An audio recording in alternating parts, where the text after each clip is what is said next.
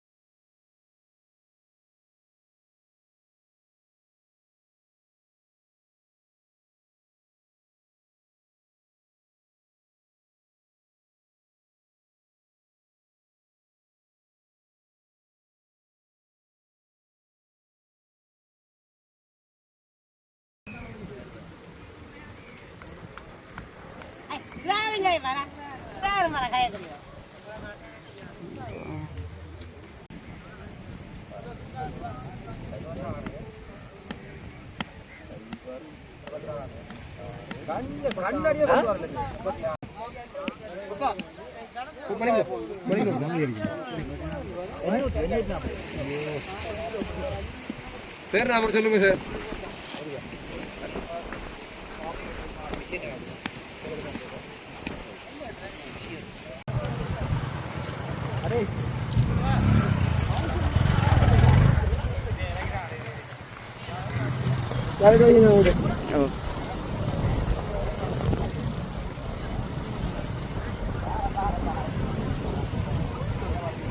வணக்கம், நான் அந்தோனிப்பிள்ளை அகஸ்டின், மணக்காடு கிராம சங்கத்தினுடைய தற்போதைய செயலாளர், அத்தோடு வட்டார உறுப்பினர். இன்றைய நாளில் இந்த மணக்காடு கிராமத்திலேருந்து இந்த செய்தியை உங்களுக்கு தருகிறேன். தொடர்ச்சியாக எங்களோட கிராமத்தில் இருக்கின்ற இந்த அரச காணிகளை தனியாருக்கு நீண்டகால குத்தகை கொடுப்பதாக ஒரு பிரச்சனை ஒன்று ஓடிக்கொண்டிருக்கிறது. அந்த வகையில் பொற்பதி மணக்காட்டு வீதியில் ஒரு 300 ஏக்கர் காணியை ஒரு தனியார் எடுத்து ஒரு விளையாட்டு மைதானம் அமைப்பதாக இருந்தது. இது உண்மையிலே எங்களுடைய மக்களுக்கு ஒரு மிகவும் ஒரு கவலைக்குரிய ஒரு விடயம். எங்களுடைய மக்கள் எதிர்கால சந்ததியினர் இந்த கிராமத்துக்குள்ளே இருந்து தொடர்ந்தும் இதே வட்டத்துக்குள்ளே இருக்கிறார்கள். இவர்களுக்கு எதிர்கால சந்ததியினருக்கான காணி இல்லை. இருப்பினும் கூட சுனாமிக்கு பிறகு எங்களுடைய மக்களுக்கு கொடுக்கப்பட்ட காணி ஒரு 2 வரப்பு காணிக்குள்ளதான் தங்களுடைய வாழ்க்கையை நடத்தி கொண்டிருக்கிறார்கள். அந்த வகையில இன்றைய நாள்ல இந்த மணக்காட்டின் பகுதியில, இந்த கற்கோள பகுதியில, இந்த பக்கத்துல இருக்கிற பகுதியில ஒரு சில தனியார் தென்னிலங்கையை சேர்ந்தவர்கள், சிங்கள மொழி பேசுபவர்கள் வந்து அத்துமீறிந்த காணியை அளந்து கொண்டிருந்ததை நாங்கள் கண்டு வந்து கேட்டோம். நீங்கள் இது யார், நீங்கள் என்னத்துக்காக அளக்கிறீர்கள், யாருக்கு அனுமதியோடு அளக்கிறீர்கள் என்று கேட்கின்ற போது நாங்கள் கேட்டோம், இந்த நிலம் வந்து மருதங்கனி பிரதேச செயலகத்துக்கு உரியது, மருதங்கனி பிரதேச செயலரோட அனுமதியோட வந்து அளக்கிறீர்களா என்று கேட்டால் இல்லை அப்படி என்று சொன்னார்கள். கிராம சேவையாளர் தெரியுமா? நாங்கள் ஒரு கோரிக்கையை முன்வைத்திருந்தோம். சென்ற ஒருங்கிணைப்பு குழு கூட்டத்திலையும் கூட முன்வைத்திருந்தோம். எங்களுடைய பகுதியில், எங்கள் கிராமத்தில் இருக்கிற காணிகளை நீண்ட கால குத்தகைக்கு வழங்குவதா இருந்தால் மக்களுடைய ஒரு கருத்து கணிப்பு, இங்கே மக்கள் பங்கு மக்களாக கூடுதலாக கத்தோலிக்க மக்கள் இருக்கிறபடியால் பங்கு தந்தையினுடைய கட்டுக்கோப்பில் இருக்கிறார்கள். பங்கு தந்தையோடு இணைந்து இந்த மக்களோட கலந்து ஆலோசித்து இந்த திட்டங்கள் வந்து மக்களுக்கு நன்மையா தீமையா சாதக பாதக விளைவுகளை தெளிவுபடுத்தி மக்களுடைய கருத்து கணிப்பை எடுத்து நீங்கள் இதை செய்யுங்கொண்டுதான் கேட்டிருந்தோம். இது விடயம் சம்பந்தமாக நாங்கள் தீர்மானமாக ஒருங்கிணைப்பு குழு கூட்டத்தை தீர்மானம் நிறைவேற்றி தொடர்ந்து நான் பருத்தித்துறை பிரதேச சபையிலையும் ஒரு தீர்மானம் கொண்டு வந்து இதை ஒரு கோரிக்கையாக முன்வைத்திருக்கிறேன். உதவியர் சாங்க அதிபர் மருதங்கனிக்கும் கொடுத்து அதனுடைய கொப்பியை எங்களுடைய தவிசாளருக்கும் கொடுத்திருக்கிறேன். இதையும் மிஞ்சி இன்றைய நாளில் இந்த இடத்துக்குள்ள வந்து இந்த காணியை அளந்து கொண்டு போறதால எங்களுடைய வாழ்வாதாரத்தை நம்பி இருக்கின்ற இந்த கடத்தொழில் சம்பந்தமாக இருக்கின்ற கடத்தொழில் ஏரியாவோட இந்த காணி ஒரு 300 ஏக்கரை தங்களுக்காக கையப்படுத்தி கொண்டு அதை தாங்கள் எடுப்பதாக இருக்கிறார்கள். நாங்கள் கூறிய விடயம் என்னன்னு சொன்னால், நீங்கள் நேரடியாக பிரதேச செயலர் வந்து மக்களோட வந்து உதாரணத்துக்கு ஒரு ஞாயிறு பூச முடிய வந்தா கூட மக்களோட ஆலோசித்து மக்களோட கருத்தை கேட்கலாம். முற்று முழுதாக இங்கே இருக்கிற மக்கள் காணிகள் இல்லாமல் இருக்கிறார்கள். இந்த இடத்துல இன்றைய நாளில் அளக்கப்பட்ட காணி என்பது நிச்சயமாக மக்கள் விட மாட்டார்கள். இதில் நாங்கள் இந்த மக்கள் சார்ந்த மக்கள் பிரதிநிதிகள் என்ற ரீதியில் இந்த கருத்தை கூறிக்கொள்கிறோம்.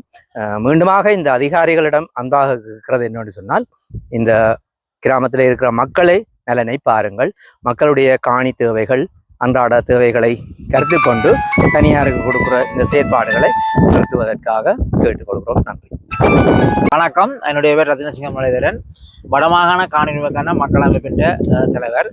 இது நான் நிற்கிற இடம் வந்து வடமாச்சி கிழக்கு மருதங்கனி பிரதேச பிரிவில் J418 மணக்காட்டு கிராம பிரிவில் வந்து இன்றைய தினம் வந்து 300 ஏக்கர் காணியை வந்து கரையோர பாதுகாப்பு திணைக்களம் ஒரு தனிநபருக்கு கொடுத்ததாகவும், அந்த தனிநபர்கள் அந்த காணியை அளவீடு செய்வதற்காக வந்த இடத்துல மணக்காட்டு கிராம மக்கள் இளைஞர்கள் சேர்ந்து அதை மறைச்சு திருப்பி அனுப்பப்பட்டிருக்குது.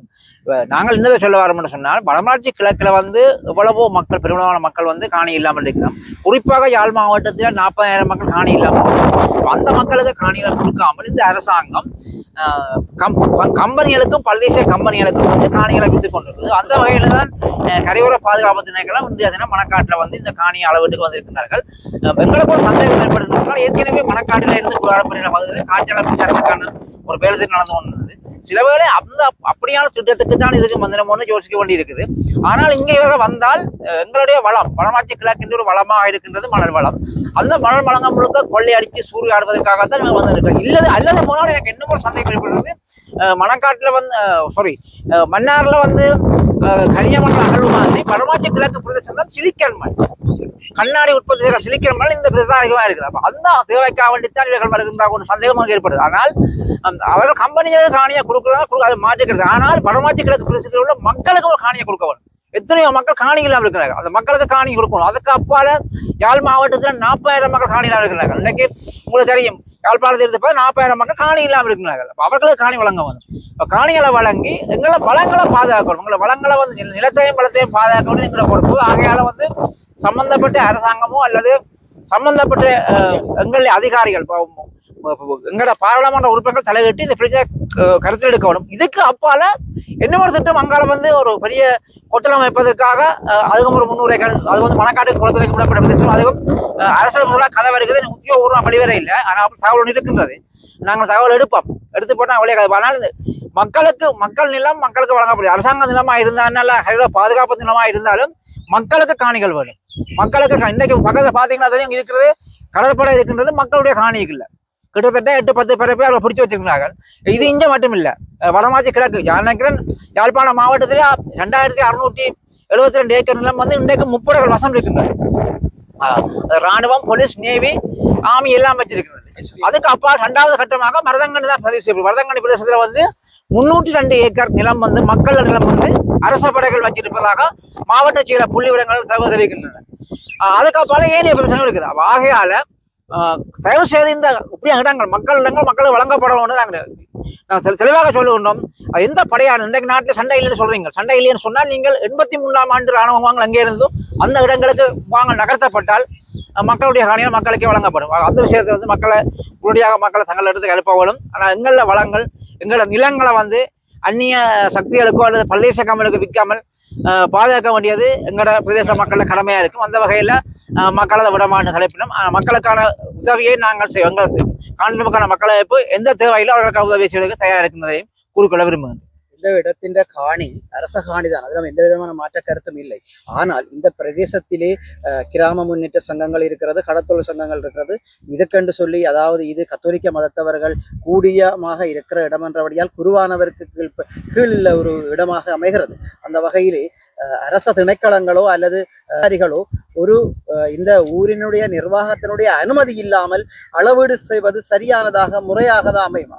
இல்ல, நீங்கள் பிரதமர்னு சொல்றீங்க. ஆனால் அவரை பற்றி நிறைய முறைப்பாடுகள் சமூக வலைத்தளங்கள் ஊடாக வந்து ஊழல்வாதி என்று சொல்லி நானும் தெளிவாக சொல்லுகின்றேன். கடந்த மாதம் வந்து வலிகாமம் வடக்கில் வந்து அவர் வந்து சொல்லியிருக்கார் அரசாங்கத்துக்கு வந்து 600 ஏக்கர் வந்து அரசாங்க நிலம் இருக்குன்னு சொல்லி வலிகாமம் வடக்கில். ஆனால் இதே அரசாங்க அதிபர் எனக்கு தந்திருக்கின்றார் 2672 ஏக்கர் மக்கள் நிலம். அவர் அங்க சொல்லப்பட்ட இடமும் மக்களுடைய நிலம் தான். அப்ப திருப்பி மக்கள் இருக்க அந்த இடத்தை அடையாளப்படுத்த முடியும் என்று அவரால் சொல்ல முடியல. அவர் வந்து யாழ் மாவட்ட அரசாங்க அதிகாரி இருந்தாலும் அவர் முழுக்க அரசுக்கு முகவராக தான் செயல்படுகின்றார். நான் வெளிப்படையாக சொல்லுவேன். மக்களை பற்றி அரச முகவராக செயல்படும் வெளிப்படையாக நான் சொல்லுகிறேன். யாழ் மாவட்ட அரசாங்க அதிகாரி அரசுக்கு சார்பாக செயல்பட்டு வெளிப்படையாக நான் சொல்லுகிறேன். நான் மட்டுமில்லை, இது வந்து அவருக்கான ஆதாரங்களும் சில கருதங்கள் வந்து ஆளுநர் அனுப்பப்பட்ட கருதங்கள் எல்லா கருதங்களும் சமூக வலைத்தளங்கள் வந்து எல்லாம் பார்த்துக்கிட்டு தலைவரைக்கு வச்சிருக்கேன். அதன்படி இன்றைய நாளிலே முக்கியமான ஒரு கேள்வி என்று எங்களுடைய வடமராட்சி பிரதேச செயலகத்துக்கு புதிதாக ஒரு பிரதேச செயலர் பணியமர்த்தப்பட்டிருக்கிறார்.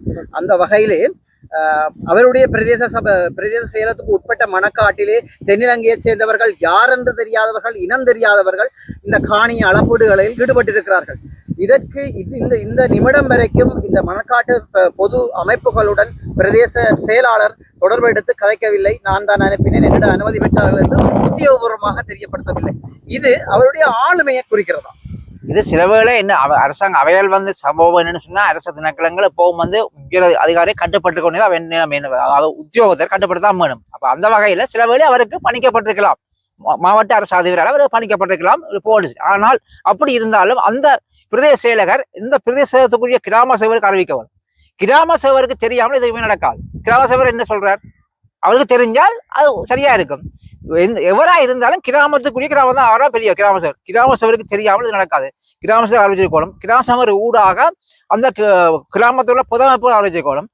நீங்க சொல்லுங்க மணக்காடை பொறுத்தவரை அது ஃபாதராக்கள் முழுமையாவது ஒரு கிறிஸ்டியன் கிராமம். அப்ப ஃபாதர் தெரிஞ்சிருக்க வேணும். அப்ப இதுல வந்து அவர் ஃபாதர் அவர்களும் சம்பந்தப்பட்டு தன்னுடைய ஆயிரம் கூட சொல்லிட்டு அவர்களும் தலையிட கேட்டுக்கொள்ளணும். முடிவா